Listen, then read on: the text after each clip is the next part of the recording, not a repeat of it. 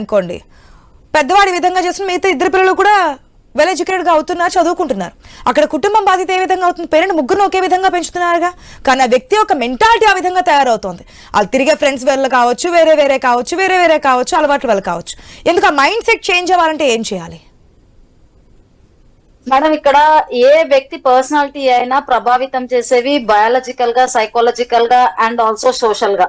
అంటే పియర్ ప్రెషరే అవనివ్వండి, స్కూల్లో వాతావరణం, ఇంట్లో వాతావరణం, ఇలా రకరకాలుగా ఉంటాయి. మీరు అన్నట్టుగా ముగ్గురు ఒకే కుటుంబంలో పెరిగినప్పటికీ కూడా ఒకరు ఒక దానికి ఆకర్షణ అవుతారు, ఒకరు అవ్వరు. ఒకరు స్ట్రాంగ్ గా డిసైడ్ అవుతారు, ఇది నేను చేయకూడదు, ఇది రాంగ్ అనేసి.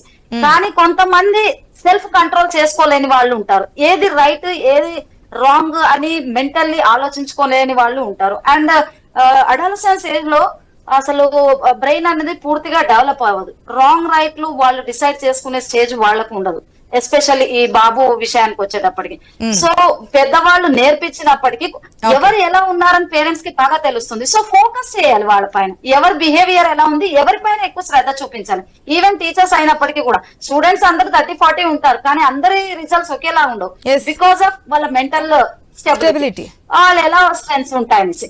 సో మనం ఎవరి బిహేవియర్ ఎలా ఉంది, ఎవరి కాన్సన్ట్రేషన్ ఎలా ఉంది, దానిపైన దృష్టి పెట్టాల్సి ఉంటుందండి.